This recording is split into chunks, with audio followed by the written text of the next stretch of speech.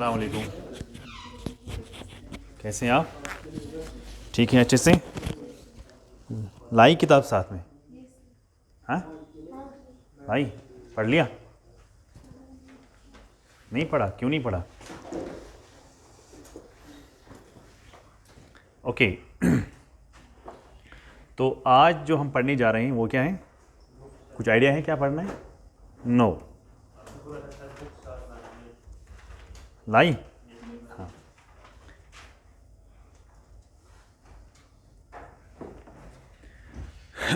Book के बारे में हम लास्ट में डिस्कस करेंगे, पहले हम स्टार्ट करते हैं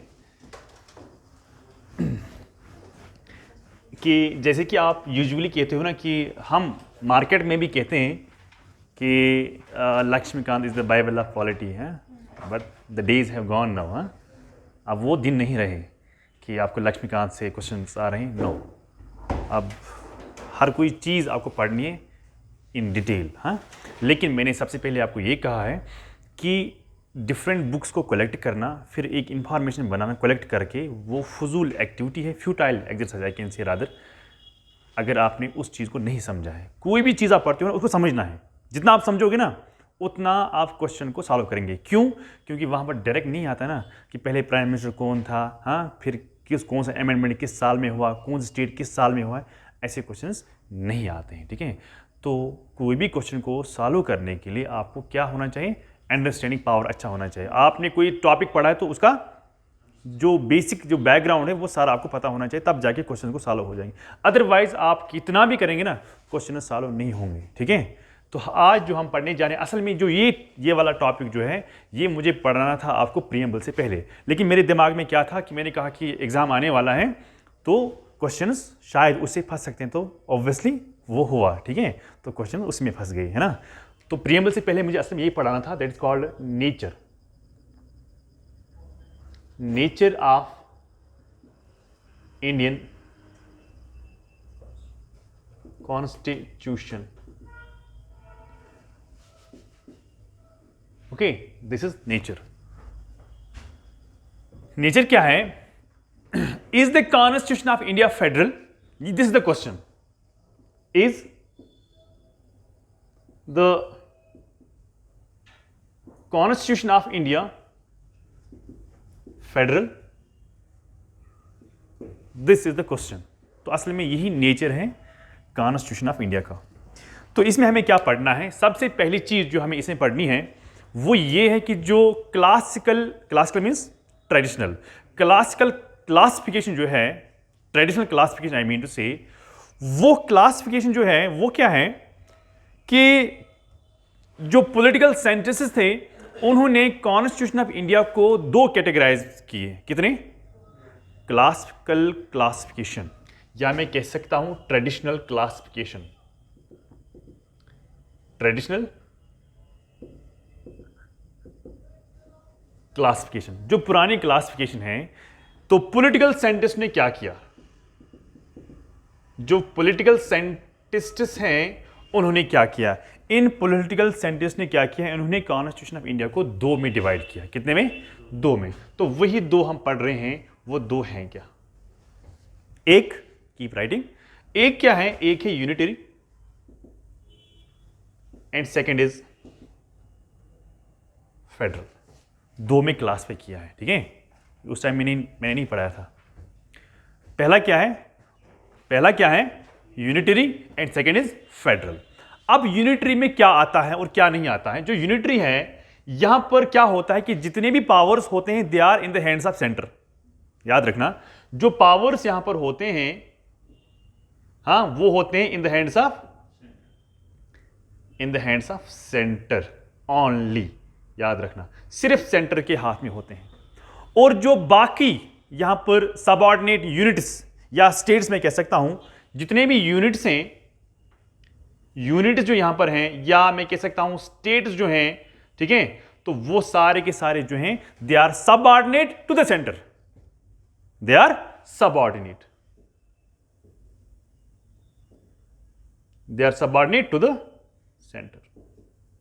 यानी जितने भी स्टेट्स हैं, जितने भी यूनिट्स हैं, जितने भी फेडरल स्टेट्स हैं, वो सारे के सारे अगर हैं, हाँ, वो उनकी प्रेजेंस अगर है, लेकिन वो सारे के सारे किसी कंट्रोल में, सेंटर के कंट्रोल में या सबऑर्डिनेट हैं। ओके, लेकिन फेडरल में क्या होता है, फेडरल में यहां पर एक चीज आपको याद रखना है, यहां पर क्या चीज होती है, that is we call as division of power. क्या कहते हैं हम यहां पर, division of power.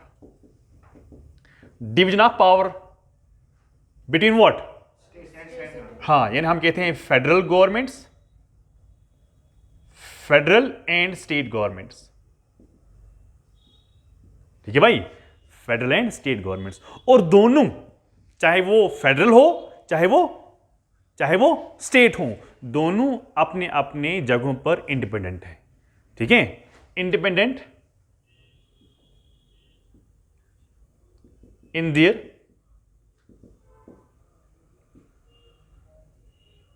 Places,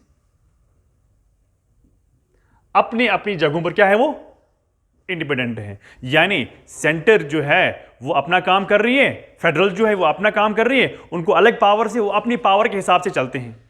state जो है, स्टेट को अलग पावर है, स्टेट अपने हिसाब से चलती है, अपनी पावर के हिसाब से चलती है। ना ये इसमें इंटरफेयर करती है, ना ये इसमें इंटरफेयर करती है, ना ये इसके अंडर कंट्रोल में, ना वही इसके अंडर के कंट्रोल में है, कुछ भी नहीं है। हाँ, लेकिन यहां पर क्या है, यहां पर कंट्रोल है, यहां पर सब ऑर्डिनेशन है। तो ये होता है असल में यूनिटरी क्या होता है, और ये होता है कि फेडरल क्या होता है। फेडरल मतलब डिवीजन ऑफ पावर, हाँ, डिवीजन ऑफ पावर। लेकिन यहां पर यूनिटरी में नो डिवीजन ऑफ पावर। जितने भी स्टेट्स, जितने भी यूनिट्स होते हैं, वो सारे के सारे सब ऑर्डिनेट होते हैं, कंट्रोल में होते हैं। Okay, so this is the basic idea which you have to understand. ठीक है, इसके अलावा क्या है, यहां तक समझ में आया सबको? वही ना, फेडरल का मतलब ही है सेंटर, फेडरल। हाँ, यूनिटरी, हाँ, वो अलग है, वो आर्टिकल 1 में, वो हम आपको कल या परसों पढ़ाएंगे। हाँ,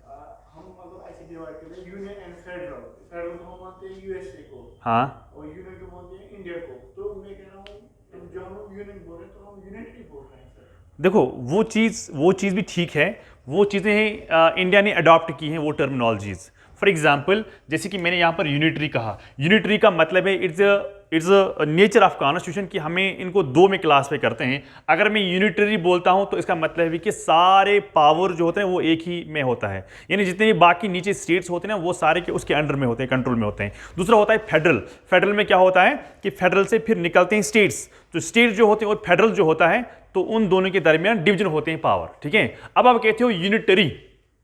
यूनिटरी जो है वो मैं आपको आगे पढ़ाने जा रहा हूँ आर्टिकल 1 में। ठीक है, तो आर्टिकल 1 क्या कहता है वो हमें आपको उसी को पढ़ाऊंगा, तो फिर उसमें क्या रिलेशंस हैं, ठीक है, वो मैं आपको उसी टाइम पर पढ़ाऊंगा। अच्छा, अब क्या है, इसके अलावा आप क्या जानते हैं? शाबाश।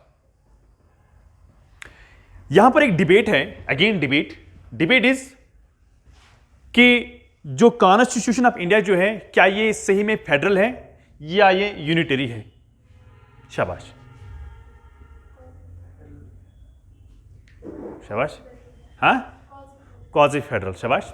देयर इज अ डिबेट मतलब है कि बहुत सारे लोगों ने अपने अपना व्यू पॉइंट बोला होगा, देयर इज अ डिबेट। जिस तरह हमने कल देखा था कि बहुत सारे केसेस में अलग अलग बात हुई थी, है ना, तो इसी तरह यहां पर बहुत सारे लोगों ने अपने अपने हिसाब से कहा। अब हम देखते हैं किस बंदे ने क्या क्या कहा है, उसके बाद सुप्रीम कोर्ट ने क्या कहा है, वो भी हमें देखना है। तो सबसे पहले ये लिखा यहां तक, हाँ। अब क्या है कि याद रखना कि there is a debate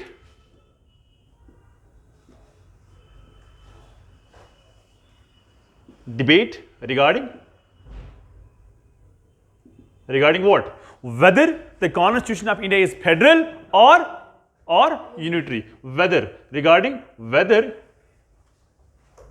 the constitution of India is federal और यूनिटरी। डिबेट है कि क्या कॉन्स्टिट्यूशन ऑफ इंडिया फेडरल है या कॉन्स्टिट्यूशन ऑफ इंडिया यूनिटरी है। तो अब हम देखते हैं कि लोगों ने क्या कहा। लोग मतलब यहां पर होते हैं पॉलिटिकल साइंटिस्ट्स। लोग मतलब मैं नहीं, आप नहीं, बल्कि पॉलिटिकल साइंटिस्ट ने, जो फेमस स्कॉलर्स हैं, उन्होंने क्या कहा है। सबसे पहला हम देखते हैं, एक बंदा है, उसका नाम है एप्पलबाय। क्या है? एप्पलबाय एंड अलेक्जेंड्रोविजिक।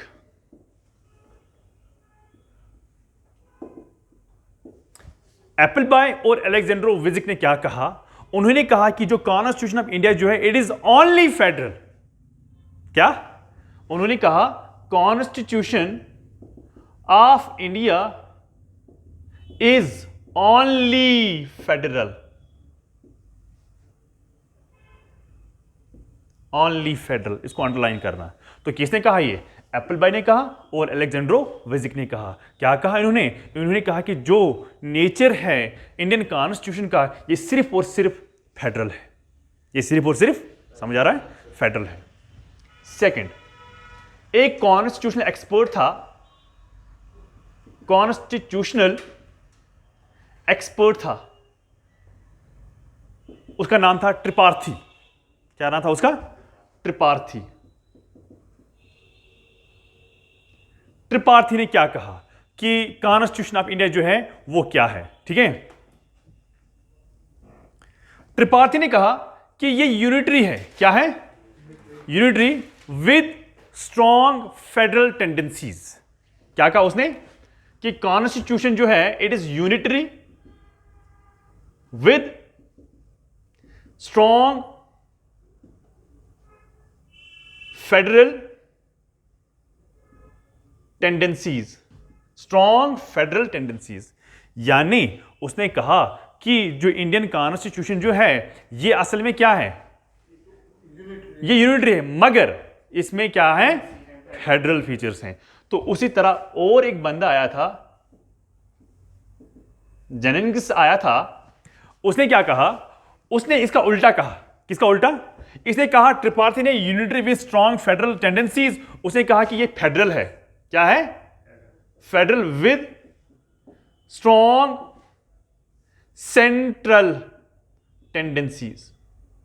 उल्टा, याद रखना, उसने उल्टा कहा। त्रिपार्थी ने जो कहा उसका उल्टा किसने कहा? जेनेंजिस ने कहा उसका उल्टा। ठीक है, उसी तरह एक अमेरिकन एक्सपर्ट था, हाँ, क्या नाम था उसका? शाबाश, बहुत ही फेमस है, professor Wheare. Fourth one, professor Wheare. उसने क्या कहा? उसने कहा जो इंडियन कॉन्स्टिट्यूशन जो है इट इज क्वाजी फेडरल। क्या है? It is quasi federal. याद रखना, it is quasi federal. Quasi का मतलब है semi, semi, semi federal. Okay, ये किसने कहा? Now father of Indian constitution कौन है? Father of Indian constitution B R Ambedkar. अब हम देखते हैं डॉक्टर बी आर अम्बेडकर ने क्या कहा। मॉडर्न मानू, हाँ, कहते हैं इसको मॉडर्न मानू, मॉडर्न मानू। हाँ, मानू was a law giver. Ambedkar ने क्या कहा? शाबाश। उसने कहा कि जो मकसद, इंटेंट ऑफ कॉन्स्टिट्यूएंट असेंबली जो था, उसने कहा कि उनका मकसद, कॉन्स्टिट्यूएंट असेंबली का इंटेंट, कॉन्स्टिट्यूएंट असेंबली का मकसद था कि इस कॉन्स्टिट्यूशन को federal banana, but with strong unitary features. क्या? हाँ, डॉक्टर अम्बेडकर ने कहा the intent, can write the intent of constituent assembly. The intent क्या मतलब होता है? मकसद जो किसका था? कॉन्स्टिट्यूएंट असेंबली का था, was to create a federal system. क्या था? Was to create a federal system. हाँ, was to create a federal system with strong unitary features. याद रखना, या with strong center. Federal system with strong center. ये questions पूछे जा सकते हैं, तो इन चीज़ों को आराम से और अच्छे से याद रखना। ठीक है, अभी तो हमने देखा कि जो क्लासिकल या ट्रेडिशनल पॉलिटिकल साइंटिस्ट थे, उन्होंने कॉन्स्टिट्यूशन को कैसे क्लासिफाई किया, नेचर कैसे बनाया। एक को कहा कि या तो कॉन्स्टिट्यूशन यूनिटरी हो सकता है या तो कॉन्स्टिट्यूशन फेडरल हो सकता है। तो फिर हमने देखा कि इन लोगों ने क्या कहा है। ठीक है, these are the famous personalities जो मैंने कहा है। चलो ठीक है, ये तो मैंने आपको बताया, this is what the scholars said about the Constitution of India, but what is the view of Supreme Court? Supreme court क्या कह रहा है? हाँ, जो हमारा बाप है, सुप्रीम कोर्ट क्या कह रहा है? सुप्रीम कोर्ट ने क्या कहा है? सबसे पहले केस में सुप्रीम कोर्ट ने इन SR Bommai versus Union of India case 1994, supreme court ने इस वाले केस में क्या कहा? शाबाश। उसने कहा कि इट इज फेडरल। किसने कहा? इसने कहा it is federal with striking unitary features. याद रखना, striking is a word here. हां, तो किसने कहा? सुप्रीम कोर्ट ने। सुप्रीम कोर्ट ने SR Bommai versus Union of India case 1994 में कहा कि जो इंडियन कॉन्स्टिट्यूशन है ये क्या है? Federal but with striking unitary features. Second case in Kuldeep Nair versus Union of India case, Kuldeep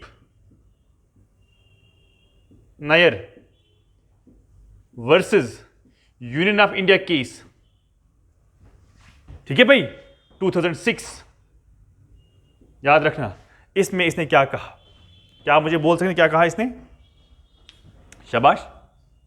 हाँ, उसने कहा कि फेडरलिज्म जो है it's a basic feature of our constitution. Okay, right, it's basic feature, basic feature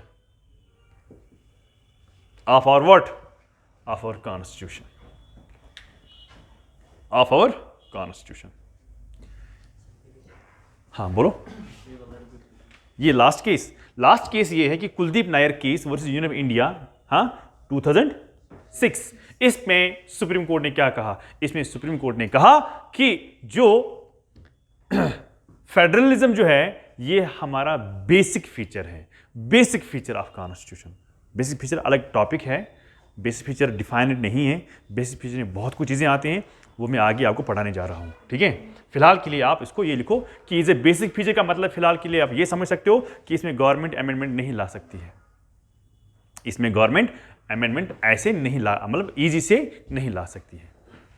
यहां समझ में आया कि सुप्रीम कोर्ट का क्या था? अब क्वेश्चन ये है कि डिबेट किस बात पर था? ये डिबेट क्यों हुआ था? क्या आप मुझे कहेंगे कि world's first federal constitution? USA obviously.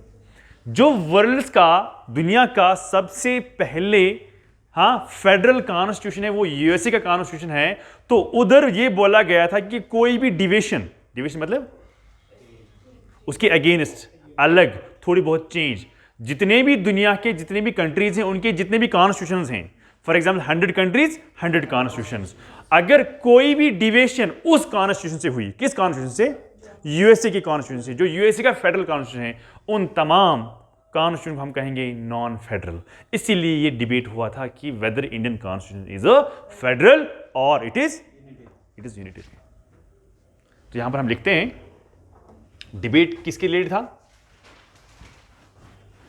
Debate was the first, you can write, the first world's federal written constitution, you can right.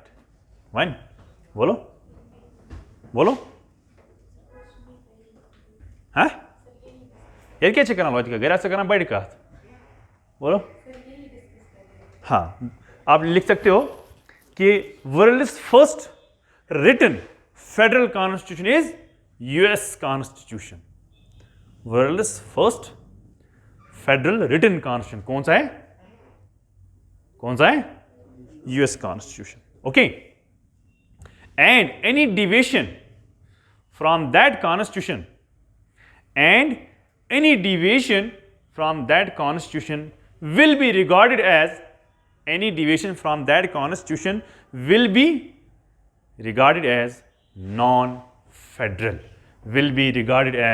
non-federal, okay? मगर अगर हम आज की बात करेंगे, जो आज की बात है, इंक्रीजिंग परसेप्शन क्या है?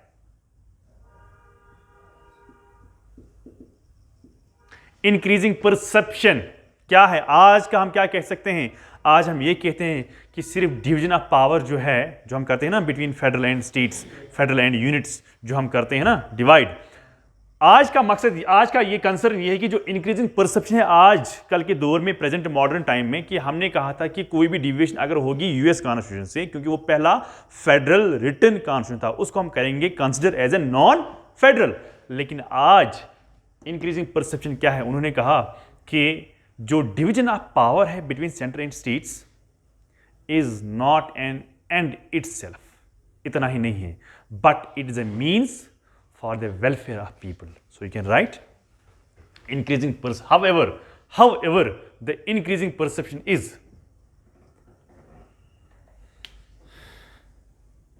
that the division of powers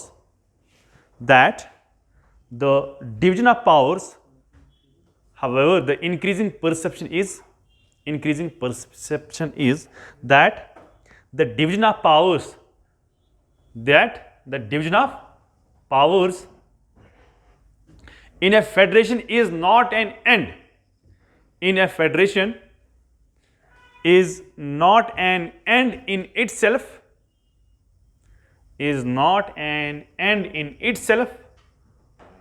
but a means toward the welfare of people. But a means toward the welfare of people. Okay.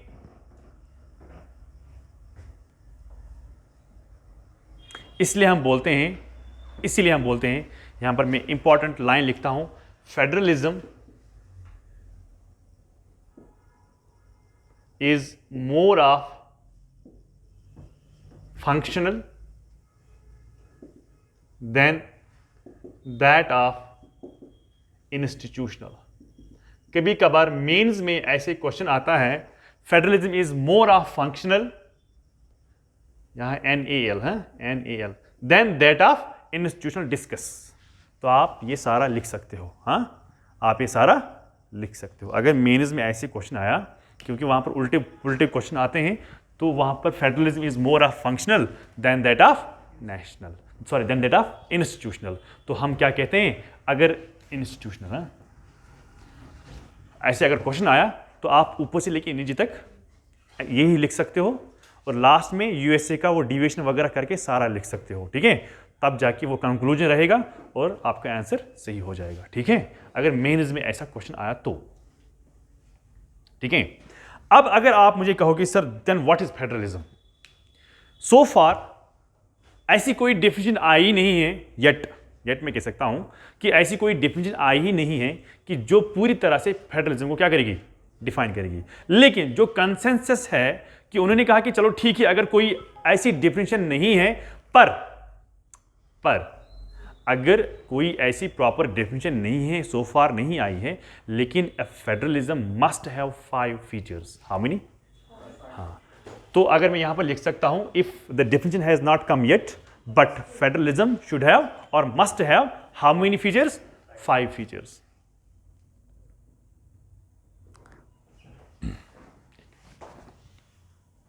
Okay, तो मैं आपसे ये बोल रहा था कि there is no universal definition for federalism, but federalism must have 5 features. तो federalism जो है, it must have how many?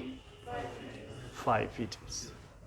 5 features होना जरूरी है किसी भी फेडरलिज्म, जहां पर भी आप फेडरलिज्म रखते हो, लेकिन उसके लिए 5 प्रिंसिपल्स, 5 फीचर्स होना जरूरी है। 5 प्रिंसिपल्स और 5 फीचर्स आर मस्ट। शाबाश। फर्स्ट फीचर क्या है? Division of powers.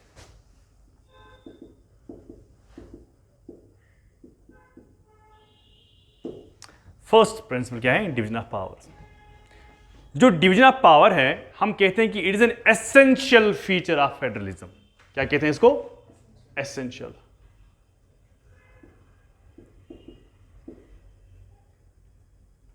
ये एसेंशियल फीचर माना जाता है किसका? फेडरलिज्म का, ठीक है। तो इसमें हम क्या करते हैं? इसमें हम फेडरल और यूनिट्स के दरमियान क्या करते हैं? पावर को डिवाइड करते हैं। यानी अगर आपके पास यहां पर सेंटर है, यहां पर स्टेट्स हैं, इनको अलग पावर्स हैं, इनको अलग पावर्स हैं, ठीक है। तो पावर्स कहां से आते हैं? कॉन्स्टिट्यूशन से। Don't say central. आपको ही पावर दिया जा रहा है, आपको ही पावर दिया जा रहा है, दिस इज सेंटर, आपको पावर दिया जा रहा है, आप स्टेट हो, तो आपको कैसे कहां से पावर मिला है? मैंने दिया ना, मैं मतलब कॉन्स्टिट्यूशन। तो इनको दोनों से, कॉन्स्टिट्यूशन से पावर आता है, इसको भी और इसको भी, ठीक है? तो कॉन्स्टिट्यूशन से दोनों को पावर आता है, अलग पावर उसको भी, अलग पावर इसको भी। What is second principle? शाबाश। सेकंड,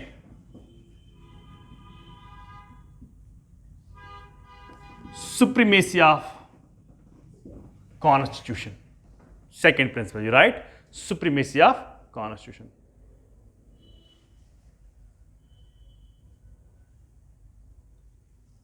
ठीक है?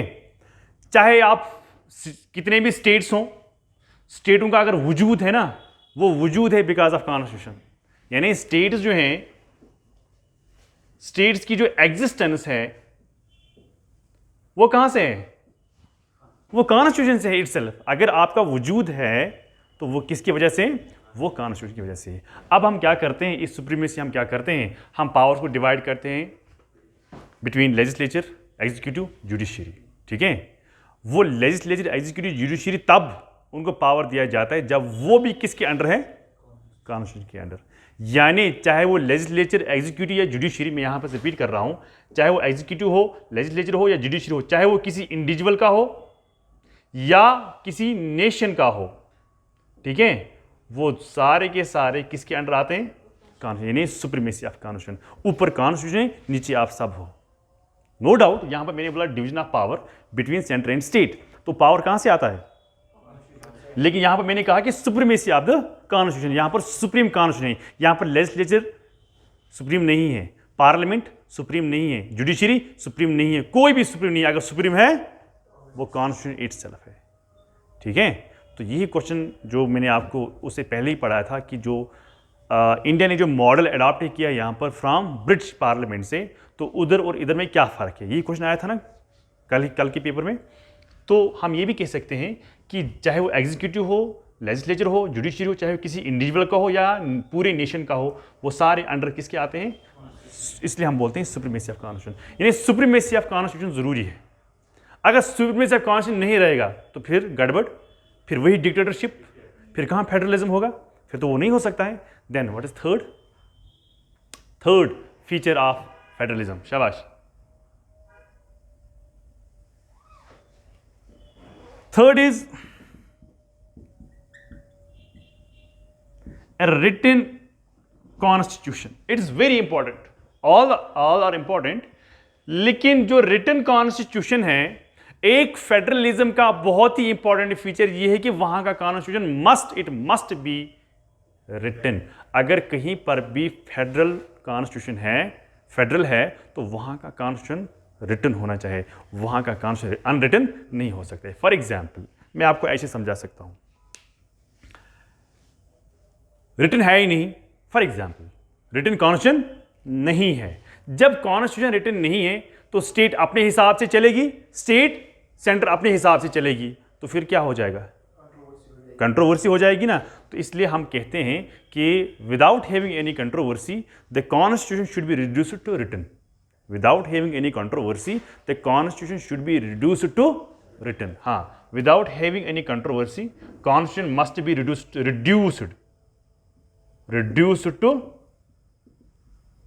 रिटन। ठीक है? Reduced to written. मिसअंडरस्टैंड अगर हो जाएगा, बेहतर यह कि हम रिटन करेंगे। ओके? डिसएग्रीमेंट्स अगर हो जाएंगे, बेहतर यह है कि हम क्या करेंगे? हम रिटन करेंगे। यानी मिसअंडरस्टैंडिंग अगर हो जाएगी या डिसएग्रीमेंट्स होंगे तो बेहतर यही क्या हम क्या करेंगे? Better is we should have a written constitution. ठीक है? देन फोर्थ वन इज, यहां पर मैं कुछ चीज बोलना चाहता हूं, that is rigidity of constitution.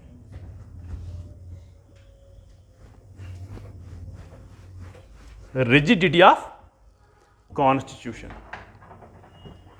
क्या है? फोर्थ, हाँ, रिजिडिटी ऑफ कॉन्स्टिट्यूशन। अगर आप फेडरल मानते हो अगर फेडरलिज्म चलता है तो वहां का constitution must be what, it must B rigid. मैं आप रिजिड की बात कर रहा हूं।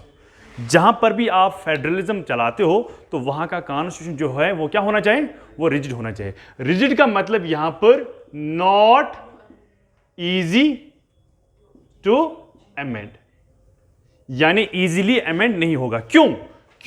क्योंकि कॉन्स्टिट्यूशन जो है, constitution is known as permanent document. लेकिन यहां पर यह नहीं समझना कि क्या कॉन्स्टिट्यूशन हम चेंज नहीं कर सकते हैं, लेकिन इजीली अमेंडेबल नहीं होना चाहिए। It should be very difficult. याद रखना, मैंने यहां पर लिखा परमानेंट का मतलब ये नहीं कि बिल्कुल भी हम चेंज ही नहीं कर सकते हैं wire ever it is necessary. हाँ, लेकिन वो चेंज जो आप करेंगे ना, वो it should be very difficult. वो चेंज जो आप करेंगे ना, it should be very difficult. Otherwise state government को कभी लगेगी ऐसा है तो वो चेंज करेगी, वैसा है तो चेंज करेगी। फिर रिजिडिटी ऑफ कॉन्स्टिट्यूशन कहां रहेगा? जब रिजिडिटी ऑफ कॉन्स्टिट्यूशन नहीं रहेगा तो फेडरलिज्म ऑब्वियसली कहां रहेगा? ठीक है, तो इसलिए मैं कहता हूं कि यहां पर रिजिडिटी होना जरूरी है। ठीक है, अब इसके बारे में थोड़ा सा ये वाला हम डिटेल में पढ़ने जा रहे हैं कि इस फेडरलिज्म के अंडर, इंडियन कॉन्स्टिट्यूशन के अंडर, क्योंकि इंडियन कॉन्स्टिट्यूशन फेडरल ही है ना, इंडियन कॉन्स्टिट्यूशन के अंडर। हाँ जी, लेकिन सर अमेंडमेंट होता है कॉन्स्टिट्यूशन में, देखो वो तब हो जाती जब आपको स्पेशल मेजर नहीं, इजीली कहाँ है? बहुत सारे चेंज आप लाते हो, लेकिन वो चेंज इजी नहीं लाना है। उसके लिए आपको इतनी अच्छी मेजॉरिटी होनी चाहिए। आपको अंडर 368 के अंडर 2/3 मेजॉरिटी होनी चाहिए। वो 2/3 मेजॉरिटी बहुत मुश्किल है। ठीक है, अगर वो सब नहीं होता तो हर रोज कॉन्स्टिट्यूशन चेंज होता नेपाल की तरह। नेपाल में बिल्कुल कॉन्स्टिट्यूशन चेंज हो रहा है।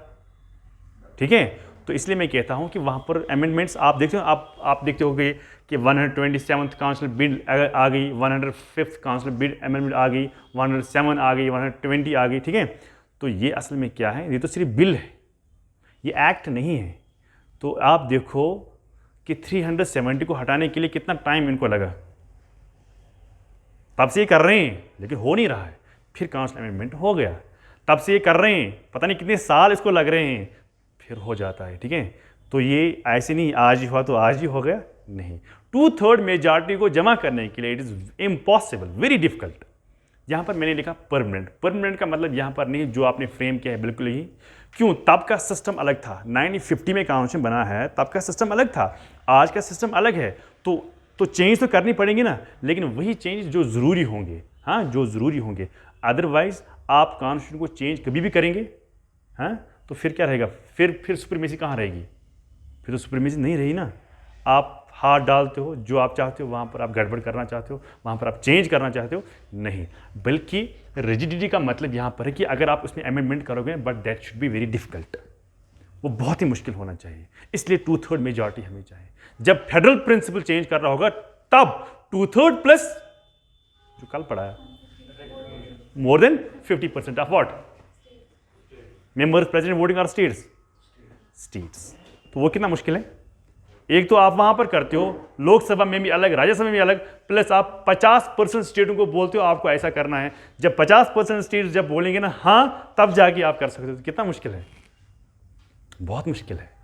तो जो इंडियन कॉन्स्टिट्यूशन है, तो हम कहते हैं असल में आज it is a blend of rigid and flexible. कोई प्रिंसिपल ऐसे हैं, कोई आर्टिकल्स ऐसे हैं जो उतने इंपॉर्टेंट नहीं हैं, तो उनको हम इजीली अमेंड करते हैं। लेकिन जो मेन जो इंपॉर्टेंट प्रिंसिपल्स हैं, आर्टिकल्स हैं, उनको हम ऐसे अमेंडमेंट नहीं ला सकते हैं। अब हम देखते हैं कि अगर हम रिजिड कॉन्स्टिट्यूशन बोलते हैं कि जो फेडरल प्रिंसिपल होगा, जो फेडरलिज्म जहाँ पर होगा, वहाँ का कॉन्स्टिट्यूशन रिजिड होना चाहिए। अब हम देखते हैं इस रिजिड कॉन्स्टिट्यूशन के अंडर कैसे पावर्स डिस्ट्रीब्यूट किए जाते हैं। ठीक है, कैसे पावर्स, उसमें मैं एक चीज़ और, एक इंपॉर्टेंट चीज़ सिखाना चाहता हूँ आपसे, वो ये है, आप लिख सकते हो under Indian constitution the distribution of power. You can right under Indian constitution. हाँ, अभी कहाँ लिखा? अभी हम इसके अंडर पढ़ रहे हैं ना।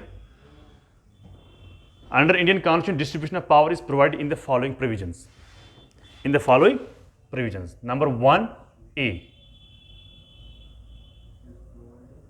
under following provisions, number 1A, number 1 का हम देखते हैं। Article 54 and 55 deals with elections of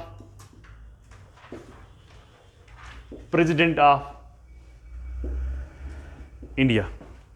Article 54 and 55 deals with the elections of President of India. ठीक है। B. Article 73 and 162.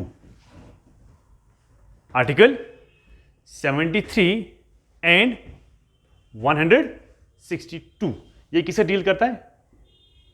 शाबाश। एक्सटेंशन ऑफ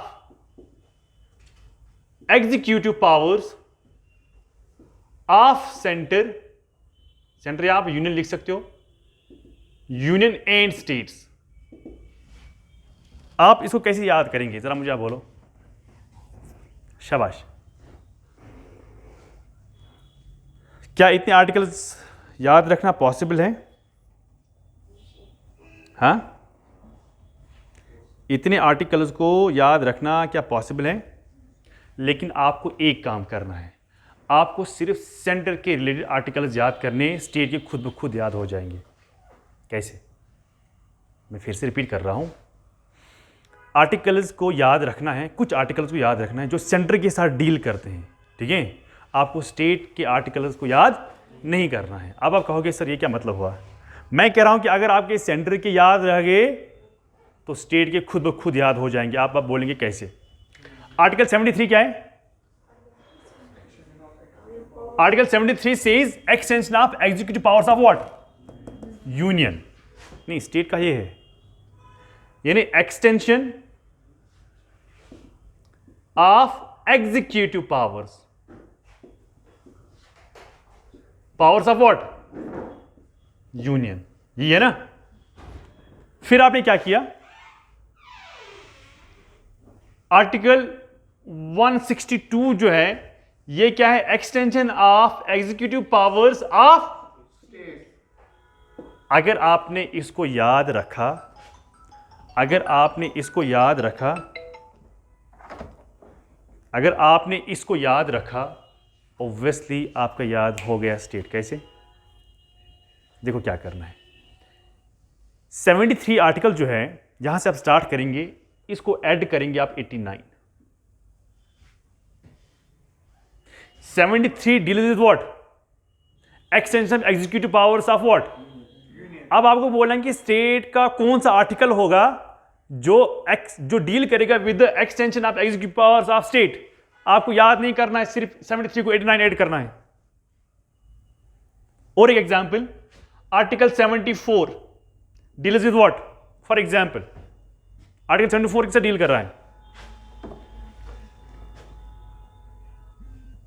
उस फोन कर रहा है। शाबाश।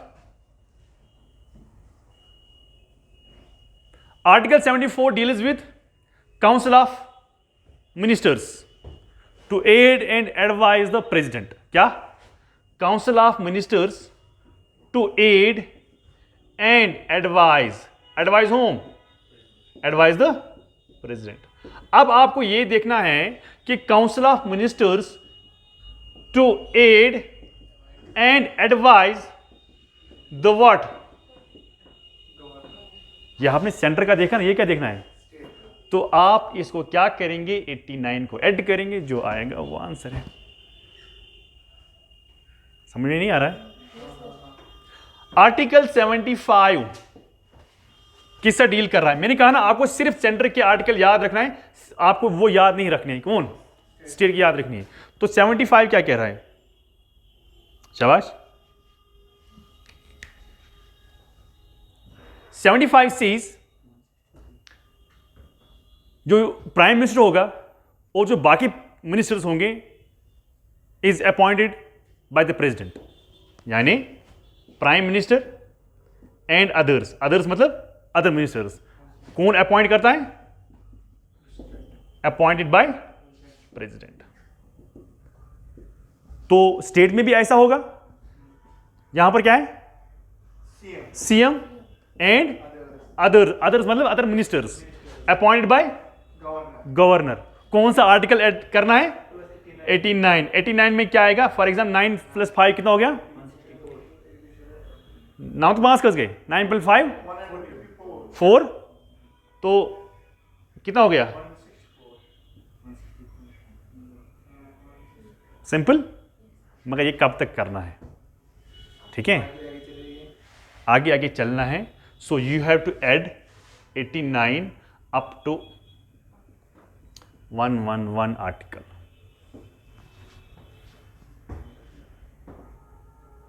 Is a trick for you कि 89 आपको ऐड करना है up to 111 article. What about after 112?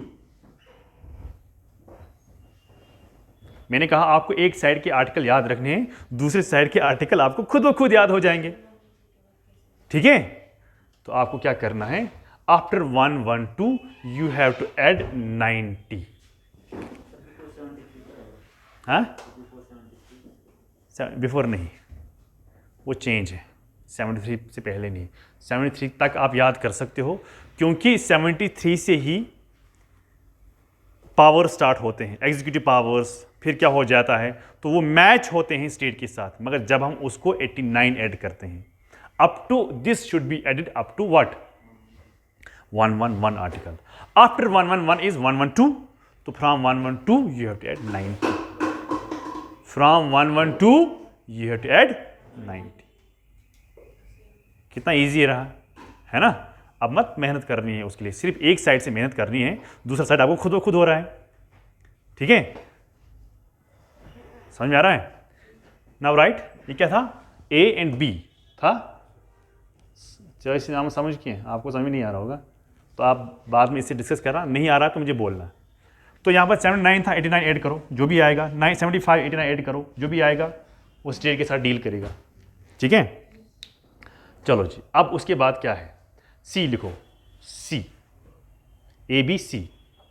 Article 241 relates with courts of UTs. ये था ना ए, ये था ए, ये था बी। अब लिखो सी, यानी पहले का फर्स्ट का सी। फर्स्ट का सी क्या है? Article 241 deals with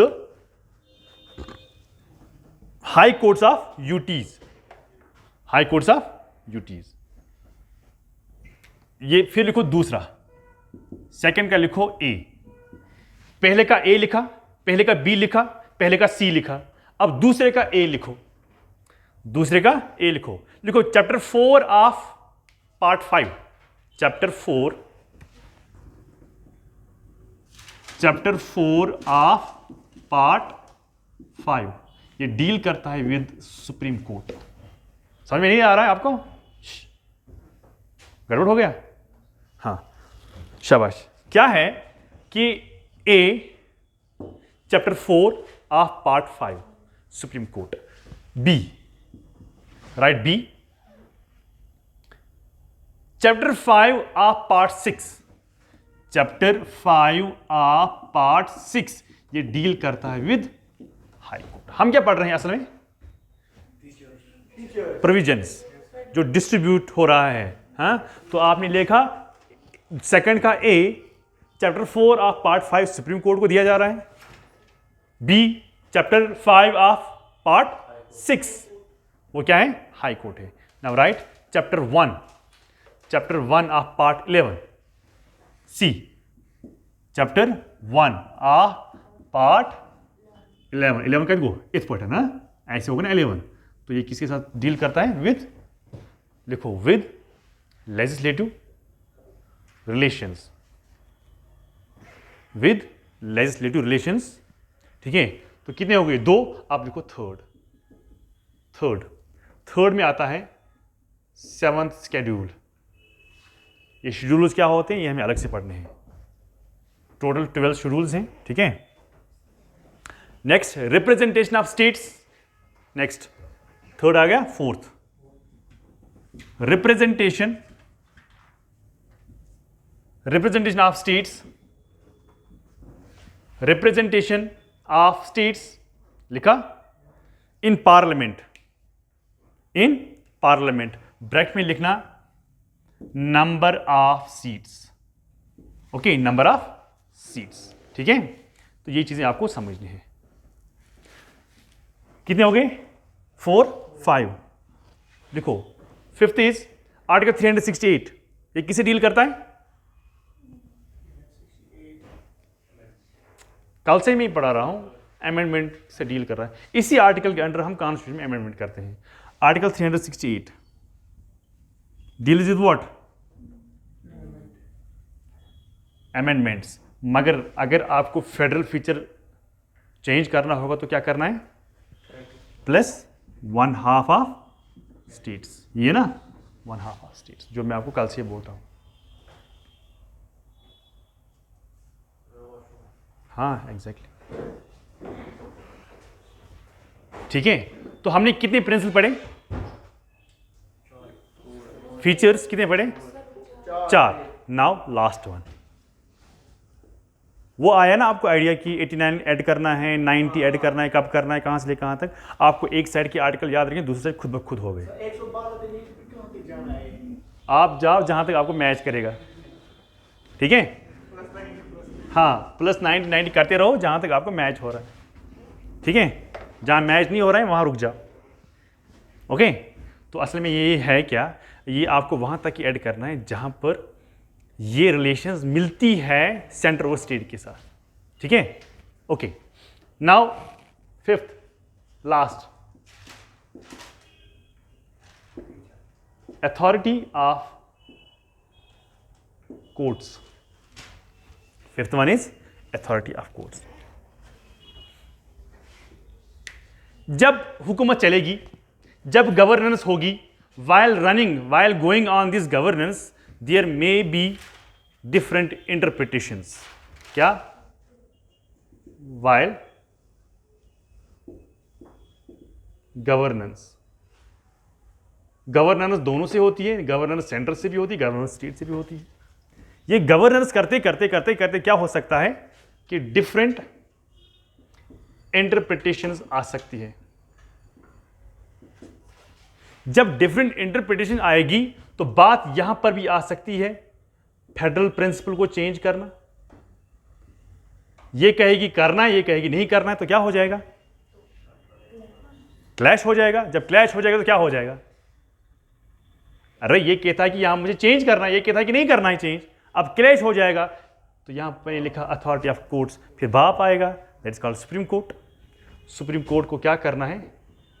supreme court has the authority to solve the disputes. Supreme court has authority to solve what? To solve disputes. In case there arise a dispute between center and the state on federal principles, then the authority is given to whom? Supreme Court. He has the right or he has the power to solve the disputes. ठीक है? Indian constitution में supreme court के पास 2 powers हैं इसके related. Indian constitution जो है, Indian constitution empowers 2 powers, I can say, to Supreme Court. 2 powers whom? Supreme Court. Number 1, Supreme Court can resolve the dispute। यानी Indian constitution क्या किया है? एम्पावर किया है किसको? सुप्रीम कोर्ट को, कि आप क्या कर सकते हो। 2 पावर्स दिए गए हैं। Number 1, supreme court can resolve. Number 1, Supreme Court can resolve the federal disputes। Supreme Court, यहां पर लिखता हूं, Supreme Court can resolve the federal disputes। Number 1। दूसरा पावर क्या दिया गया है? सेकेंड पावर इज, शाबाश, Supreme Court is the final interpreter of Constitution। Supreme Court is the final interpreter of Constitution। इसको अंडरलाइन करना, this is very important point, ठीक है। हाँ, गार्डियन। लेकिन जब मैं आपको आगे पढ़ाऊंगा, जब प्रेसिडेंट ओथ लेता है वो भी यही कहता है कि मैं फाइनल इंटरप्रेटर हूँ, ठीक है। तो ये मैं आपको आगे समझाऊंगा कि असल में मसला क्या है, ठीक है। Now there are certain things which you must know. Distinctive features of, distinctive heading, distinctive features of Indian constitution. Distinctive features of, मैं डिक्टेट कर रहा हूँ, आप लिखते जाओ। Distinctive features of Indian constitution. Distinctive, single constitution and single citizenship. Single constitution and, अगर आपके पास single citizenship है इसका मतलब है आपके पास सिंगल डोमिसाइल भी है। आपके दो डोमिसाइल नहीं हो सकते ना, मत हो सकते हैं, यो सवाल क्वेश्चन हो। सिटीजनशिप का जो मुझे आपको अलग से पढ़ाना है, तो वहाँ पर ये लिखा गया था कि अगर आपके पास सिंगल सिटीजनशिप है, क्या आप एक से ज़्यादा डोमिसाइल रख सकते हो। वन सिटीजनशिप वन डोमिसाइल, ये आया था कल क्वेश्चन। तो आप लिख सकते हो, क्या लिखा आपने, single constitution and second, there is no division of judicial powers. There is मत लिखो, सीधा लिखो no division of judicial powers.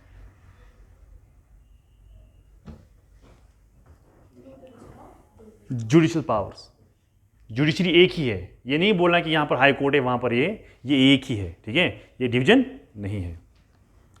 Okay, citizenship का ऐसा कांसेप्ट है ना सर, जो हिमाचल प्रदेश कुछ स्टेट्स भी हैं इंडिया में, जैसे हिमाचल प्रदेश है या सर वो मिजोरम है, तो वो मतलब क्या हम लैंड नहीं खरीद सकते, मतलब हम मतलब ये जॉब के लिए अप्लाई नहीं कर सकते, तो वो obviously dual concept, dual citizenship नहीं, वो सिटीजनशिप एक ही है आपको।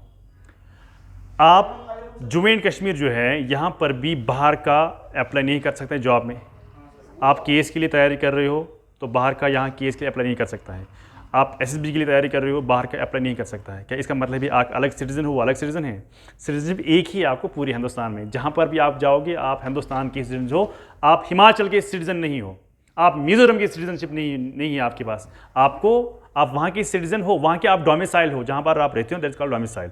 लेकिन पूरे हिंदुस्तान में आपको एक ही डोमिसाइल मिलेगी, पूरे हिंदुस्तान में आपको एक ही सिटीजनशिप मिलेगी।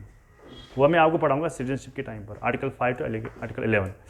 अच्छा, क्या लिखा आपने लास्ट पॉइंट? डिविल, हाँ, डिविल सिटीजनशिप वो होती है यूएसए में। फॉर एग्जांपल वहाँ पर आपको फेडरल सिटीजनशिप अलग है, you are a citizen of United States America, एक सिटीजनशिप आपको वो मिलती है। प्लस जिस स्टेट से आप हो, आप उस स्टेट, फॉर एग्जांपल आप किसी भी टेक्सास के आप हो,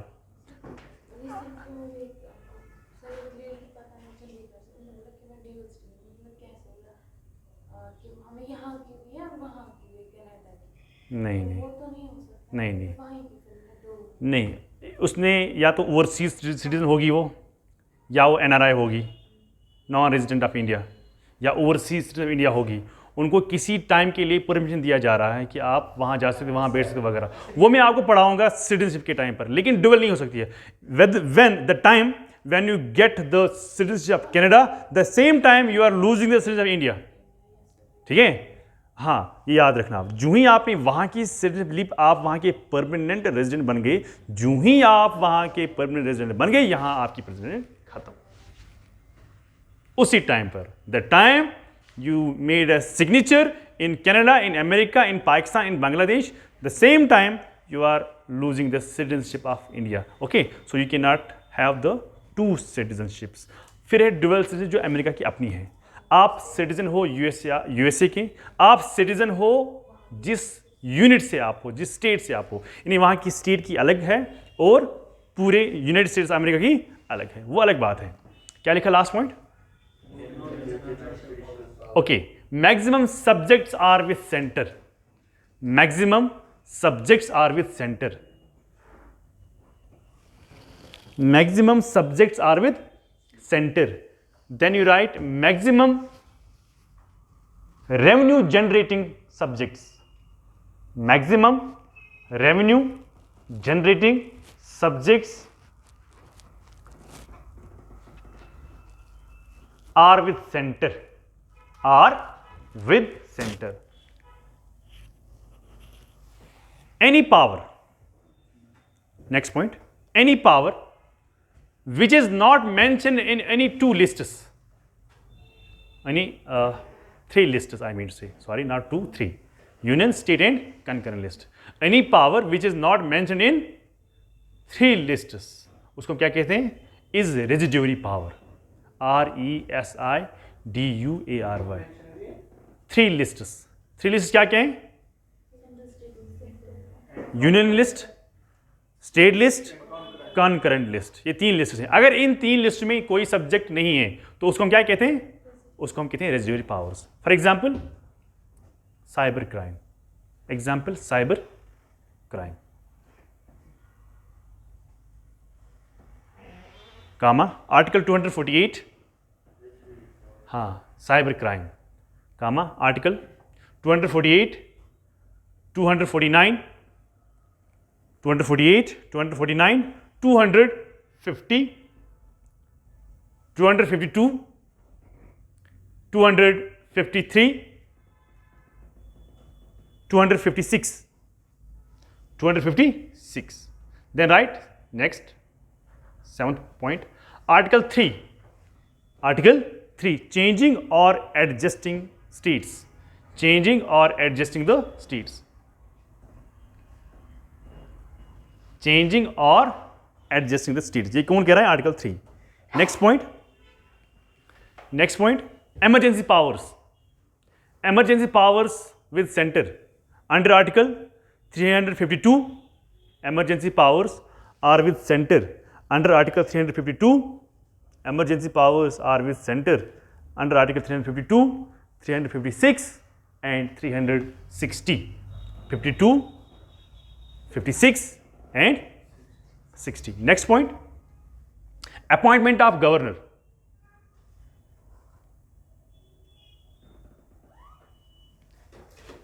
Appointment of governor. Appointment of governor. Next, all India services.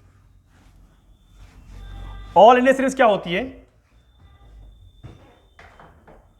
All India services. हाँ, all India services, जिसमें आपका आता है IAS, IPS, IRS. IRS क्या होता है? इनको हम कहते हैं ऑल इंडिया सर्विसेज. और एक सर्विस है फॉर एग्जांपल IFS, जिसको हम कहते हैं इंडियन फॉरेन सर्विस. क्या ये ऑल इंडिया सर्विस है?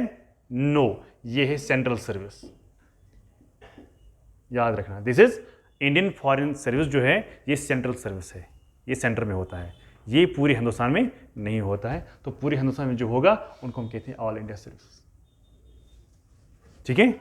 अगर नई कोई सर्विस क्रिएट करनी होगी वो कौन करेगा? कौन? लोकसभा की राज्यसभा.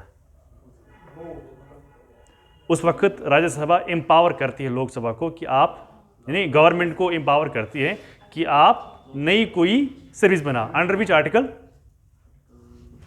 पढ़ा है मैंने आपको ये? हाँ, मुझे ही पता है. तो इसमें पढ़ ही नहीं, मत पढ़ते हो आप. 312 अंडर आर्टिकल 312 माशू पढ़ा. लिखो, मैं पता थे. Single election commission. Single, next point, single election commission. Single CAG, controller and auditor general of India. AG, single election commission. Next point, single CAG. Next point, states have no right. आज मागले तमाम काफी. States have no right in the appointment and functioning of Finance Commission. States have no right in the appointment and functioning of Finance Commission, FC, Finance Commission. Of Finance Commission. Next, unequal representation. Next, unequal representation, unequal representation of states in Rajya Sabha. Of states in Rajya Sabha. Final point लिखो. On concurrent list, union laws prevail. On concurrent list, union laws prevail. इसका क्या मतलब है कि एक होता है on concurrent list, union laws prevail. एक होता है concurrent list, एक होता है state list, एक होता है यूनियन लिस्ट. यूनियन अपने हिसाब से काम करती है इन सब्जेक्ट से, जो भी सब्जेक्ट्स इसमें आएंगे. स्टेट अपने ये करती है, जो ये कंकरेंट होती है उसमें सेंटर भी करती है, उसमें स्टेट भी करती है. से for example in any case state ने एक तरह चाहा, सेंटर ने दूसरी तरह चाहा, वहां किसका चलेगा? तो concurrent list आएगा एक. मैं कह रहा हूं जो कंकरेंट लिस्ट, देखो जो वेरी इंपॉर्टेंट सब्जेक्ट्स हैं वो इसमें है, जो इससे कम इंपॉर्टेंट सब्जेक्ट वो इसमें है, जो इससे कम इंपॉर्टेंट सब्जेक्ट्स हैं वो इसमें है. इसलिए कंकरेंट लिस्ट बनाया है. जो बहुत ही इंपॉर्टेंट है तो वो उसने सेंटर में रखा है, जो उसे कम इंपॉर्टेंस है उसको, जो बिल्कुल कम इंपॉर्टेंस है, जिन सब्जेक्ट से इनसे कम इंपॉर्टेंस है उनको, इसलिए हमने कंकरेंट लिस्ट बनाया. तो फॉर एग्जांपल ये भी लॉ बना सकते, ये भी लॉ बना सकते. कोई फॉर एग्जांपल कोई एक ही सब्जेक्ट है, सेंटर चाहती है मैं ए करूं, ये चाहती नहीं मैं बी करूं, आप किसका चलेगा? यूनियन. ये भी मैंने लिखवाया ना last point. Obviously in case there is conflict, देखो आपने इस वाले पे बनाया, स्टेट ने इस वाले पे बनाया, आपने इसे बनाया, स्टेट ने इसे बनाया, यहां पर कोई कंट्राडिक्शन है ही नहीं, मत है. लेकिन अगर कोई एक ही था जिस पर दोनों लॉ बनाना चाहती है तो उस वक्त सेंट्रल लॉ विल प्रिवेल. तो वही पॉइंट मैंने आपको लिखवाया. ठीक है, अब आप लिखो conclusion. Conclusion is very must. पूछो, बोलो, पूछना है कुछ? लिखो कंक्लूजन. कंक्लूजन लिखो. किसका कंक्लूजन? फेडरल 5 प्रिंसिपल्स है ना, उनका कंक्लूजन. क्योंकि जब आप आंसर राइटिंग करते हो ना तो वहां पर कंक्लूजन लिखना जरूरी होता है. लिखो. It may be concluded that, conclusion हर किसी क्वेश्चन को लिखना होता है, याद रखना. It may be conclude that the constitution of India is neither purely unitary.